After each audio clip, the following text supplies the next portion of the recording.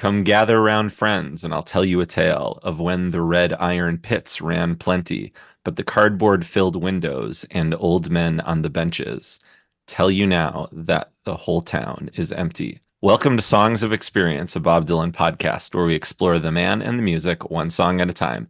I'm your host, Henry Bernstein, and I'm thrilled to welcome Christopher Vanni here to talk about North Country Blues off of Bob's 1964 album, The Times They Are A-Changin. Hi, Christopher. Hey Henry, how are you? I'm great. How are you? I'm doing great. Thank you so much for having me. This is very exciting. This is like a bucket list item for me to talk about Bob in a forum like this. So thanks for making it happen. You're so welcome. Check it off the bucket list. I Yep. thought you were going to say to talk about North Country Blues as a bucket Eh, item. It's already a deep cut, but in your life yes. being a bucket list item, why not?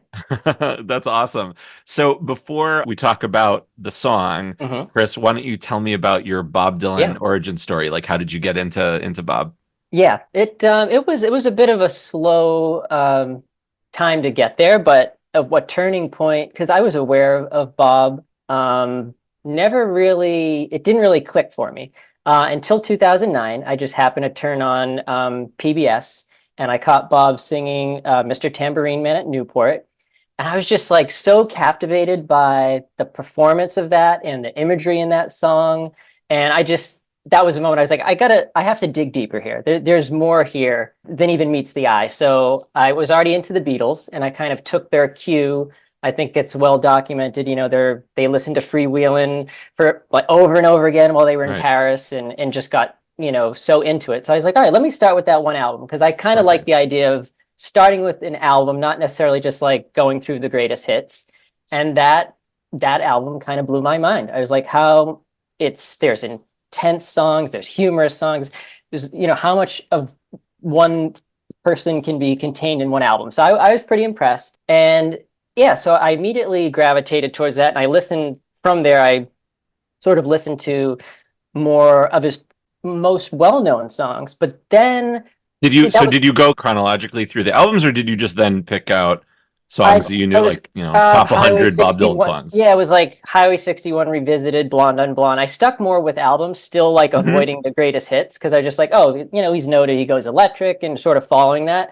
But then I would say, made the mistake of like going with the prevailing opinion that, well, you've kind of heard the best stuff. Like, don't worry about the rest of it. So I limited myself in that way. And it's like, oh, wow, I had a lot of long and wasted years in there that Nice. I missed out on so many good things. And it really wasn't.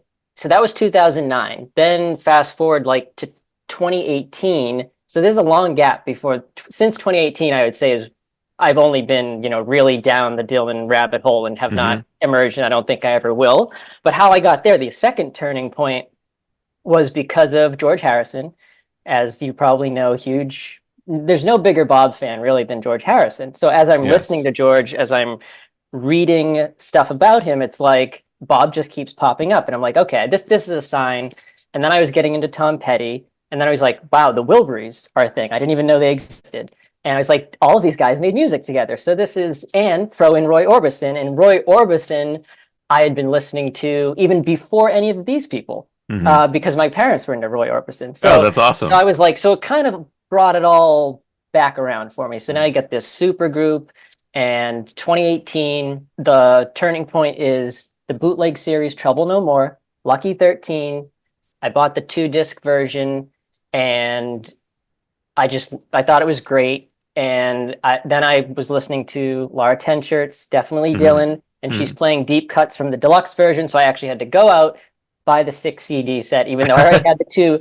And that just became like, I just love that. And I was like, wow, his singing is so engaging. The band's amazing. And I'm like, this is the stuff he's not known for. So I'm like, if I Hmm. really like this, I'm probably going to like everything. So then I had to go and backfill everything else. And that's been my last, whatever, 6 years of just absolutely everything. And, you know, Amazing. So, all right, North Country Blues. This, of course, was released on January 13th, 1964, as we mentioned earlier, on Times They Are A-Changin by Bob Dylan on guitar and vocals, Tom Wilson producing and mm, engineering.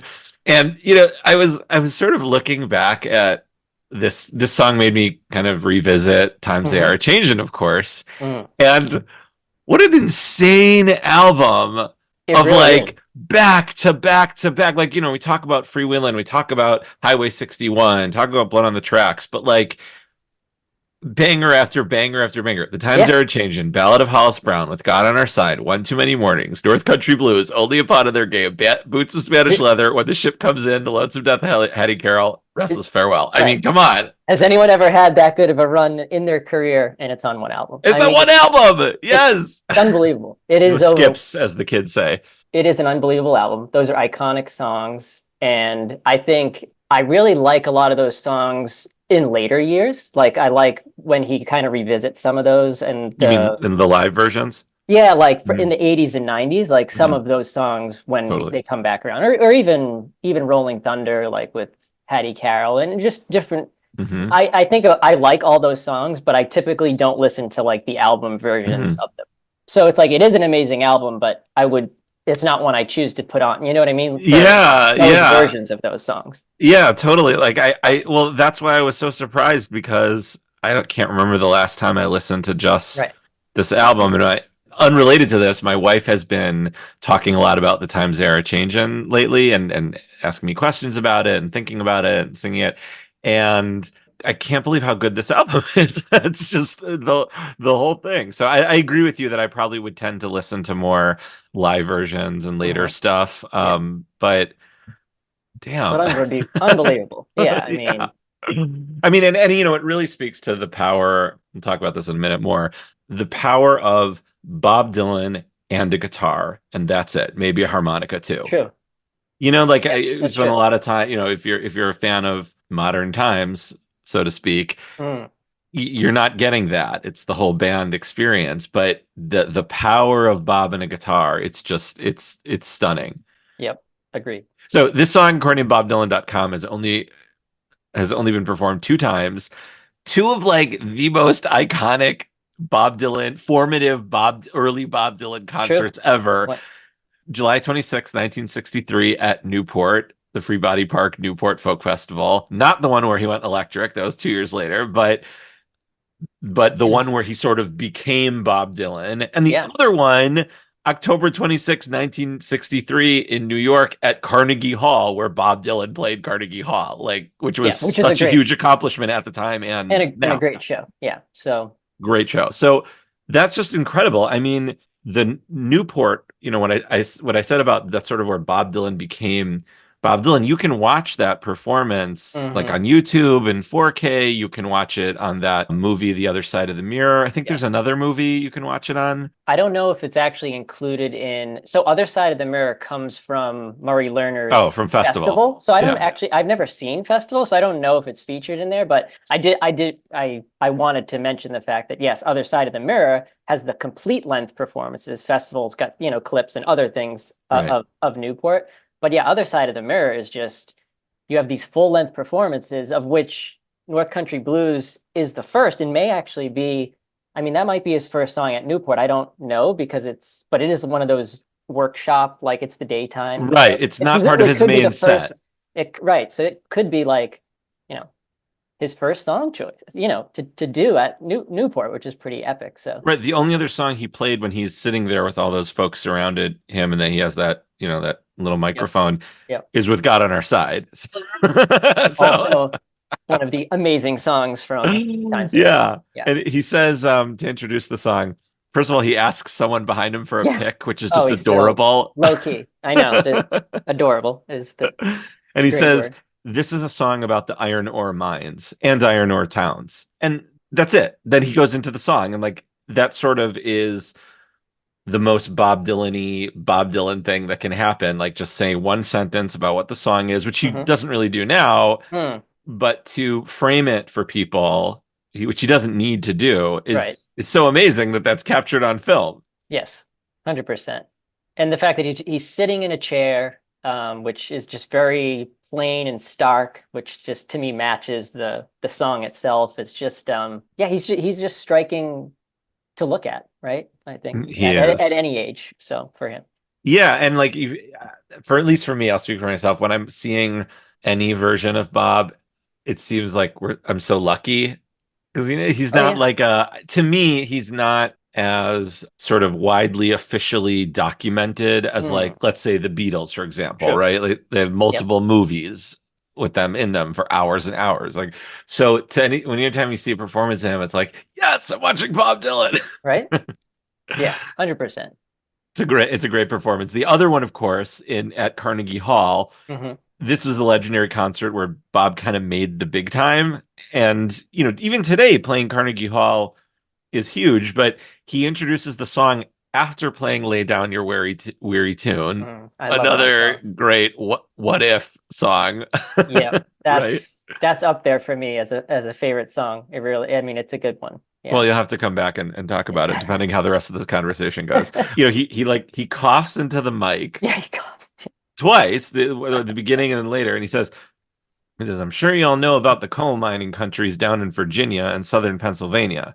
Here's a song that comes from the ore countries. I wrote this in a woman's words. And then he coughs again. Mm, So two things. mm, One, he says, I'm sure you all know about the coal mining countries. I mm, do people in New York in right? 1963 going to the theater know about the Good point. Questionable at best. maybe, I don't know. Yeah, yeah. And the Good point. second thing is where he says, "I wrote this in a woman's words." So he sort of even Mm. not only tells us what the song is about, but what voice it's in. And what do you think about that? Well, I mean, that's definitely one of the main reasons I chose this song, or at least would say it really stands out for me, is the fact that he has a female protagonist. I think that's key to understanding the song and even some of his motivation for writing the song. Because even though it talks about, generations of men and the economic hardship, it really gets into the fact that at the end of this, this is a woman that is left alone. Her She was taken out of school, married young, became a mother. So she is the core of the song, and then at the end of it is, left sort of devastatingly, utterly alone. So it's I think that's important, and I guess not surprising that he would sort of preface it with saying, that I'm kind of writing from the female perspective. So I think Hmm. it's really interesting. It's incredibly interesting, not just that he would do that, but more so that he would tell people that. Yeah, That seems like something that you'd want a listener to maybe discover on their own, or maybe not. Maybe he true. wants to be like very clear about what this song True. is. So, Yeah. yeah, before we get into the other lyrics, I Yeah, mean, yeah. it's like amazing that those are the only two times he's played that. Well, there is one more time that I did not see on the website, that I had to do a little bit of digging because I was like, it just didn't seem like it was the end for this song. So I did find out that May 1974, there's a Friends of Chile benefit concert that some of his old folky friends are putting on. So it's got Pete Seeger, Phil Oakes, Arlo Guthrie, Dave Van Ronk. They're all there at this event, and he brings out this song, which, this is 10 years on now, basically, or Hmm. more. Hmm. Hmm. It's not a great performance. You can find it on YouTube. It's not the best, again, performance, but the audience is into it. They're feeling it, and it was obviously chosen because it mentions a South American, jobs going to a South American town. So I think that was Bob. That was probably why he felt it appropriate for the occasion. But um, it's just so interesting that he brings this out at this time, because I feel like it's sort of, this event itself to me is setting a bit of a template for the Rolling Thunder review. And again, Mm. maybe this is a bit of a stretch, but hear me out on this theory, I guess, It's if you your will. episode, Christopher. So so I'm thinking, he's coming off tour 74 with the band, which by his accounts was not, an artistically satisfying thing. And now he has this event, which is much more in line with, topical song Bob, and being tied with some sort of justice or a social cause. and he brings Perhaps out now this he's 10 years later feeling a little right nostalgic a little nostalgic, which for I know that he period. says, he doesn't look back, but I Right. have to think he's reaching back to this song. Could He's be. going into his back catalog, trying to find a way forward in the 70s, grasping for something. He's a few months away from Blood on the Tracks, which will be September of 74. I think he starts recording it. Hmm. And then a year later, he's back in the Village auditioning his friends for Rolling Thunder. So, but this event has all the elements of Rolling Thunder. He's got you have a sort His of old folk buddies. he got his old folk buddies. Right. He's got the Woody Guthrie songs. He Right. also he performed Deportees at this event, and Right. of Which course he was a does staple on the Rolling Thunder Thunder. tone. Yep. Yeah. And he also did Blowin' in the Wind. So we know at this concert, so which obviously comes out on the tour. And of course, everything with Hurricane Carter, he takes that up at Rolling Thunder. So it's got all the elements from this event. Of course, the song never appears again, but there's definitely, it's just an interesting kind of one-off thing that Hmm. just one of those Bob things. It's just he brings out one song for the appropriate occasion, and who knows how it may or may not have inspired him subsequently in that decade. First of Yes. all, that's amazing. Bravo on that detective work. How did you come across that? Like, did you just was it just a simple Google search? Has Bob played it other than Y- Yeah, I think actually they talk about that. I don't know what book mentions it, but they talk about him attending that benefit concert. Mhm. So then I was just like, oh, I'm curious what the set list was. So Oh, so I was aware the event existed, but I'm like, there's no record of like, as the Bob Dylan website often does, it seems like when Bob plays at a show with other artists, that doesn't make it. But then it's pretty easy to find on YouTube if you're like, oh, what's benefit and like what did he sing? So like then you can get the audio. But yeah, if you didn't know about this Friends of Chile benefit, like I'd never really heard of that. I forget how that's the key. I don't remember how I became aware of that. But then I was like, oh, I got to find out what he actually played at, and was shocked to find North Country because you're like, that is out of nowhere. You get Blowing in the Wind and other things that he might have played, but that is really obscure. So he really went with a deep cut. so As I you said, sort of probably appropriate for the event. It had the lyrical connection, but it's right. still it's obscure, It's a, but oh, I mean, if he'd only played it twice, ten right? years before, it's How does he even definitely remember stuff like right? I I mean, know. So he and must have. Did he have the lyrics up there with right? him? I mean, he No obviously idea. does that now. No shame in that.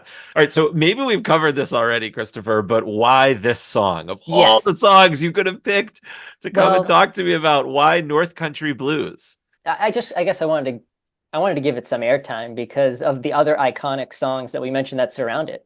And don't, yeah, I just feel like the least has been said about it out of those 10. So Mhm. I was like, You wanted to give its flowers. I wanted to get, yeah, but, and also it as with a limited, it's also could be overwhelming to do a song. So it would be overwhelming to do a song that's been performed thousands of times. I feel like I like that it's only a few times so we can really focus on it. So Yeah, it's you're probably just putting your making my stamp on job it. easier. I mean, being honest, right?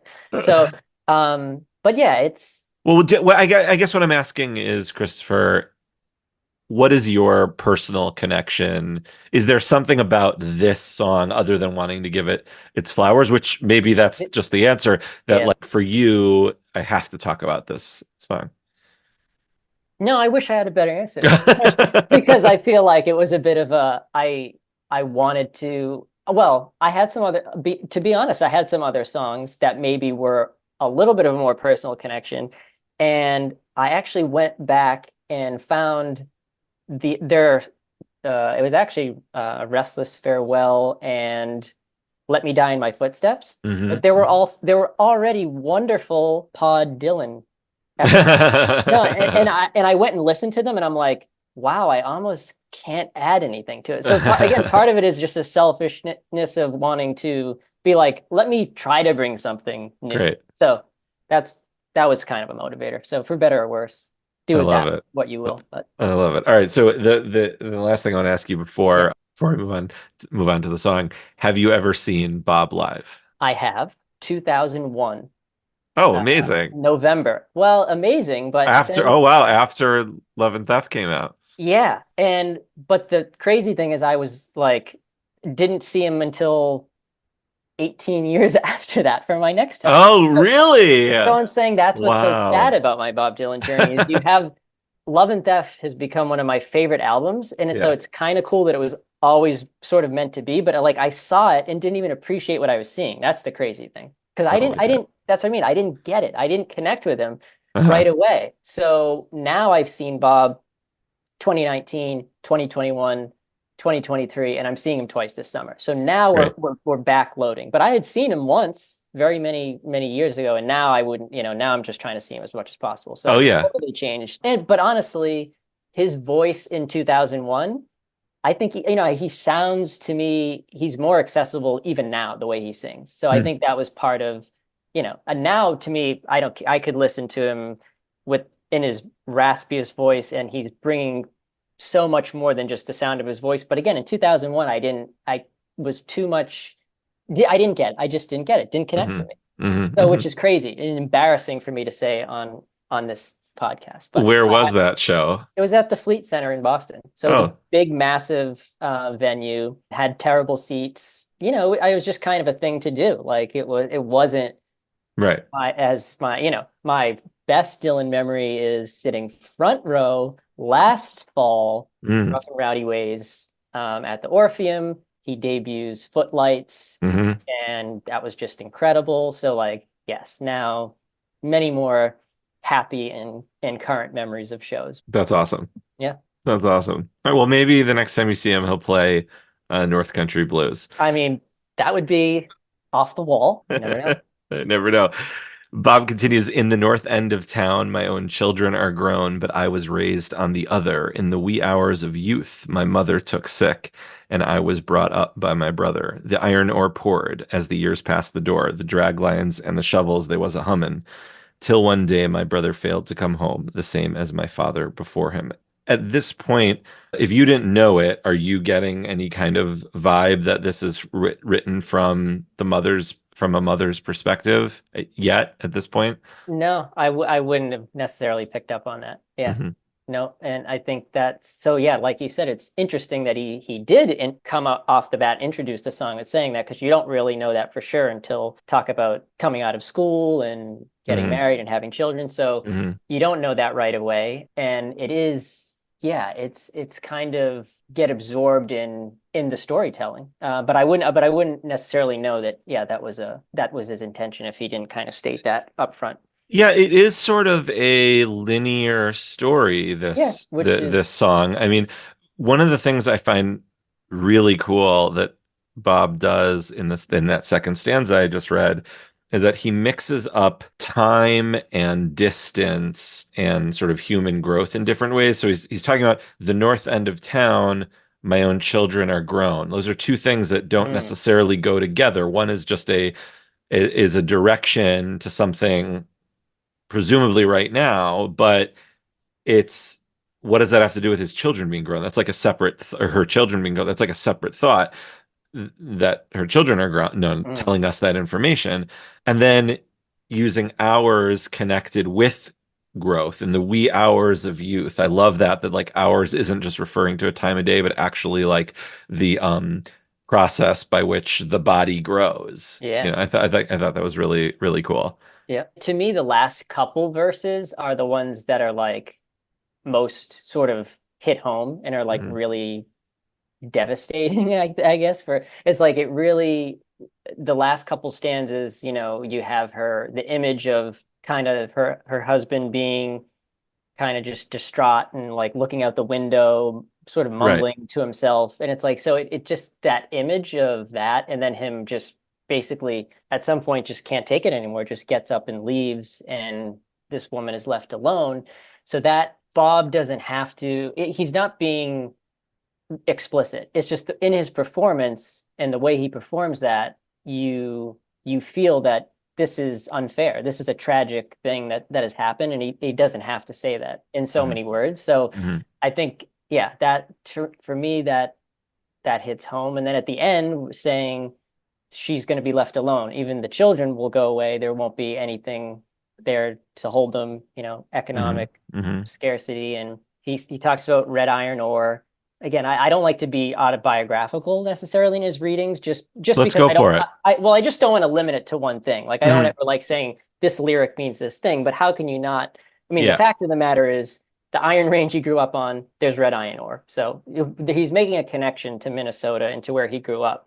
And to me, I start thinking about in No Direction Home, he has that quote, I was born very far from where I was supposed to be. And it kind of think about him and that image of him leaving home, traveling, going to New York to pursue his dreams. But as I think about the last line of this song and saying there's nothing there left to hold him, it's like Bob knows he's got to leave to do what he has to do, but I still feel there's this poignant, tacit acknowledgement of the Midwest, of the people there that are kind of like he's leaving that behind. I don't there's something that I think Hmm. he's connecting to there. And even the song itself is, while this is in his topical songwriting phase, I don't think he's necessary. I think this one's unique as well because he's not just taking it straight out of the newspapers, as he liked to say. I think he really, even though it's a narrow maybe theme of sort of economic depression and the hard life of the working class, he I think it's something that's more meaningful to him, and it does have broader themes of humanity and dignity, and the dignity, great Latter Day Song, things that he do in the future, and he even comes back specifically to these ideas. If you think about Union Sundown or Working Man Blues too, like he'll talk again about the working man, and it's just interesting. I think it's kind of a little bit of a transitional piece of songwriting too, because he's still got that archaic language that he's using, that kind of Woody Guthrie would use, but he's starting to lose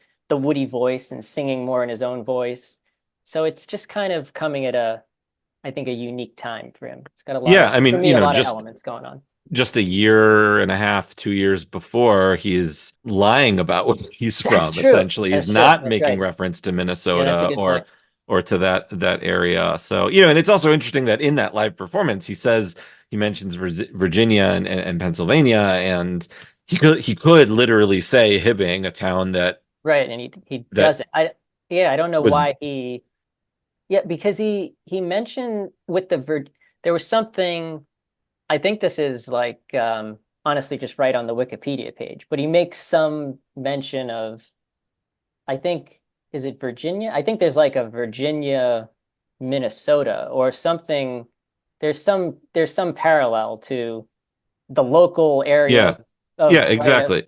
yeah. So it's like he could According to Wikipedia, Virginia, Minnesota is a town near Hibbing that, right. along with Hibbing, is part of the Mesabi Iron Range. So it makes you wonder with Bob as he's Right. talking to his New Right. Is York that a audience, little right? like little? Is he just being kind of funny Bob and being like, well, the New Yorkers might know Virginia as in Right. like the state that's close by. They're not going to Right. know Virginia, and maybe he's just playing Which with them isn't or he, super close by, by the way. well, it's not super close by, Right. It's but closer than Hibbing, closer than Hibbing. but Or yeah, but who knows? With Bob, yeah. Right. I know you never know. He could be putting you on. totally. By the way, I opened up with the first verse. This is the second time he says "come gather." Hmm. And it's on the same album as the other Yeah. one. Like, what do you think about that? That seems like that's a very sort of folky, Yes. Woody Guthrie, Yep. Pete Seeger way Yeah. of starting a song, and to do it twice in one album. He It's does not it. like he does it peppered throughout his albums. He only says No. the word "gather" two other times. And it's the first and last track of side one. So I don't know if he's just trying to bookend a little something, right? Oh, It's Times They Are Changing. And then North Country Blues does, it's in the prominent position of closing side one, mm-hmm. which that doesn't mean as much, I guess, in the streaming era. But, Right. I actually I did read this, like I read the title North Country Blues before I heard the song, and I was like, oh, this must be like a little 12 bar number. Like, Right. I thought so too. and Same thing. Yeah. it's not blues in the musical form at all. So No. that's another kind of quirky thing that I love about this song is that my first impression was totally wrong. And I love that one of the things I love most about Bob is that he subverts our expectations. So this is just kind of It a reminds me of microcosm of when, that. yeah, totally. It reminds me of when Modern Times came out Oh and yeah. the track list, of course, Yes. was revealed first. Hmm. And I was like, "Oh, Working Man Blues." First of all, that sounds like a Grateful Right. Dead song. Awesome. And second of all, it's probably going to be a killer blues song. And nope, not No, at all. again, he's messing I with mean, us. Yeah, amazing song, but amazing song. I do like it. so yeah, that's I guess the closing the side, obviously, like you said, in the streaming era, that's not a thing. But even when I was absorbing all Bob Dylan all the time, it was on CD, and it's also Yeah, not a thing on sure. CD. That's a really cool thing, I think, for people that grew up with Bob Dylan, and certainly on vinyl and then on cassette. That's true. And that brings up something else I wanted to mention, which is Please. this is getting real, obscure here, but there's mono and stereo mixes of Yes, the song. yes, Because I think up until they did a whole release. I think up till John Wesley Harding, I think yes, there's entire albums mixed differently in verse stereo versus mono, and I think within that some of the takes might be different, but for the most part, it's literally the same take. right. And I think that's true of this song, though I don't know for sure. But to me, it's an interesting listen to be different. So I a little recommend bit it. of it. I did it, in preparation for this, Yeah, listened to all the versions, and you can because tell the difference for yeah, sure. and wouldn't you say like basically with mono, it's like there's one channel, right? Right. So like their guitar and vocal comes through the same way. They're not going to be balanced. So don't you feel like you hear his voice maybe more up front, which to me Yes. is appropriate of a Yeah. song that he's basically talk singing, telling a story, a narrative. The guitar really is a second, like it's an accompaniment, Right. right? And there's no harmonica, Right. which also is atypical, I would say, of him at this point in his Hmm. career. He typically adds that there's no harmonica on I don't think on any of the versions. So he's really focused on telling the story, using his voice. There's no chorus, there's no bridge. I mean, it's literally just yeah, he's telling a tale. And within that, as I said, it's a little bit talky, but I think the Carnegie Hall version is probably the best one because I think Hmm. he's more sings a little bit more. It's a little bit more melody and he's Oh, doing you things find him more talky than singy in the when he in on the album? in the on the album version. Yeah. I think he sings it the most on the Carnegie Hall one, but I could be wrong. You think the Interesting. album version is more singy? I don't know if there's a degree to which I think one is more than the Mm, other, but I definitely, it feels to me like a song with a melody more than other songs in okay. which he's sort He of does sort of just talk about. talking. I Yeah. mean, really other ones, On that have the word blues in them, or, interesting. Yeah. but what I want to say, Christopher, is I think that's great. Like, I think that's an interesting thing that you and I hear it actually differently. I think maybe that's the intention, Yeah. I right? mean, is there anything else you picked up on in terms of so when like there's a particular word for me that he says I think he says a couple times. He says schooling was cut and hours were cut. And Hmm. the way he says cut is like it very sort of as you might imagine, the word cut, like like Hmm. kind of He abrupt cuts it and like off. yeah, Yeah. he cuts it off. And it's like whether he's doing that consciously or not, and I don't think like unless I, was studying the song as I did in preparation for this, you wouldn't even really, it just works. But it's like when you really think about it, it's like that, it makes so much sense, but it just subconsciously, the listener is like, yeah, sure. It But it it it's, makes me feel the way in Hattie Carroll he says table. There's something, yes. Oh, the not repetition. obviously the meaning, but the feeling that it Yep. evokes. That's what it does for me. It's giving me those vibes. Hmm. Well, like you said, the story goes on. So the mining gates locked, and the red iron rotted, and the room smelled heavy from drinking, where the sad, silent song made the hour twice as long as I waited for the sun to go sinking. Uh, the sad, silent song. That's Song. just Nice. perfect. The Yes. alliteration there Yep. is so great. And then to finish it off, as you said, I lived by the window as he talked to himself. This silence of tongues it was building. Then one morning's wake, the bed it was bare, and eyes left alone with Mm. 3 children. The summer is gone, the grounds turn cold. The stores, one by one, they're a foldin'. My children will go as soon as they grow. Well, there ain't nothing here now to hold them. And that's just like it kind of ends that way with the loneliness and you can, at least I can picture her as my image is like this woman in a rocking chair by the window with like the Mm, shadow going from the window, the light from the window casting a shadow behind her that stretches yeah. really far sort of down the house. And that's sort of the image that's evoking. And it's sad. It's just a Yeah. sad song. It's very bleak. And which to me is Bleak, also yeah. again kind of stark, it's bleak. It reminds me of the black and white album cover of which it's on like it's Mhm. very and again that's kind of atypical. Like you most I feel like most of his songs have some sort of funny or positive conclusion even when they seem dark and this one really doesn't. No, So I there's also no think that hope kind in of singles this. it out. Yeah, I mean, I think he's really just telling a true story here of his of what of things of people he knew, and things Yeah. he saw, and maybe and partially maybe why he had to get out. Yeah, yeah, yeah, As you right. said, the sort of stark black and white image. I was so just to my right, I have the Times They Are A-Changin Bob Dylan poster that I got in probably 2001 in college, like when I Mhm. was just becoming obsessed, and it's huge.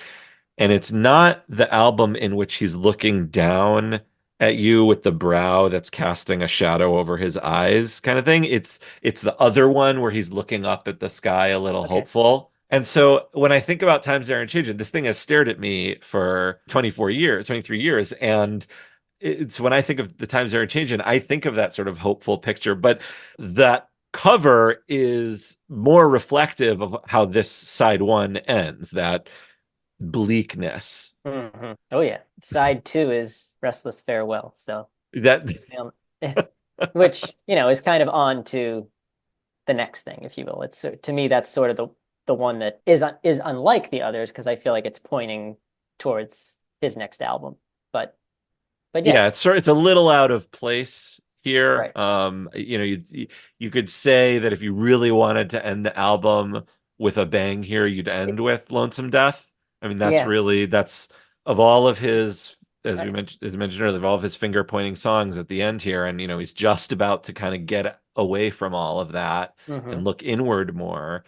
That would have been an interesting way to go. Yep. But I mean, I'm not mad about Restless I Farewell I don't being the but last I one. no I'm not. And but I do, I do wonder about album sequencing. Who Yeah, I mean, but I then think it about it a wasn't a lot. thing. I don't think it was a You thing in don't terms think of so? what the artist thought about. I mean, that was really D- Beach Boys, Beatles, who really, yeah. I mean, really, Abbey Road is really when that, like, well, I guess Sergeant Pepper's, but like, that's a concept album. But like in terms of the album, the songs within an album telling a front to end story, Yeah, yeah, yeah. I would argue that really is done best at that early stage by Abbey Road. But I don't know. So at this point, doesn't feel that way, but No, no, like, no, I just mean like, but whether it's Tom Wilson or mhm. somebody at Columbia, or like, I wonder who just decided what went where. Not necessarily to tell the story, but maybe, What's going to be strongest, a hit? yeah, Yeah, strong tracks up front or fast one, slow one. I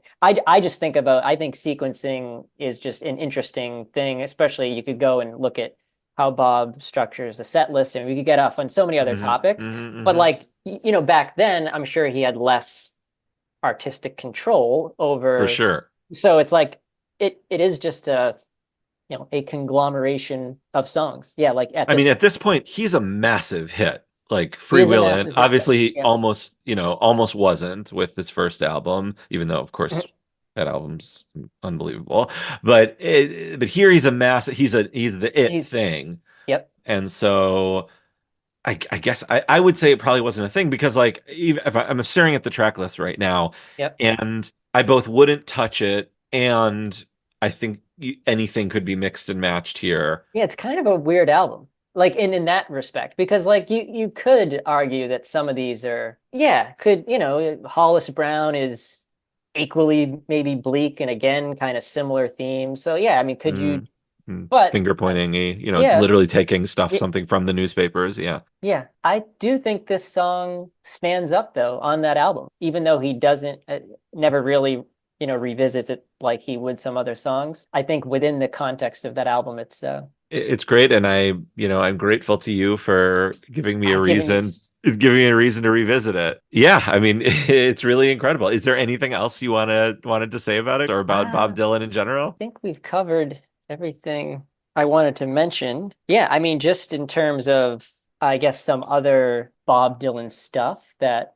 is important to me. I definitely wanted to shout out the Bob Dylan Book Club that I'm a Mm. part of. Peter White does a great job organizing It's All Right, Ma. I'm only reading bobdylanbookclub.com. Highly recommend everyone. It's really fun. Peter does a great job getting authors to join. That's one of the things that's really special about it. So we've Hmm. had Ray Paget and Graylee Heron and Aaron Callahan, Court Carney. So it's been really fun, like having authors come on, talk about their books. So yeah, highly encourage people to check that out. Got the links on my Twitter at Vanni621. So it's got the links to bobdylanbookclub.com.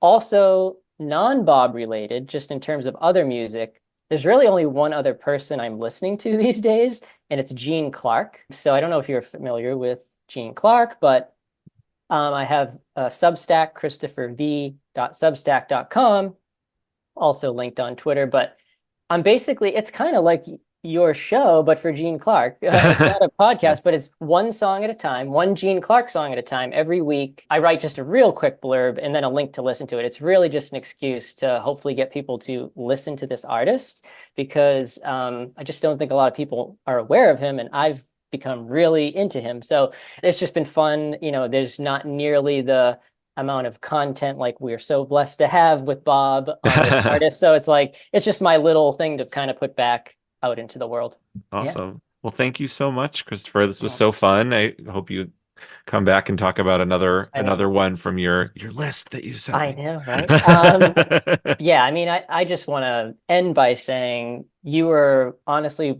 one of the first people to reach out to me and Aw, really welcome me to this online Bob Dylan community. So publicly want to say thank you so much and thanks for having me on. This has been a thrill. It's been great. you are so welcome. I feel the same way about others in the Bob Dylan Twitter community, and so I'm very happy that I could pay You're definitely you're paying it forward. welcoming vibe forward. Yeah, I'm really thank you for saying that. Thanks so absolutely. much.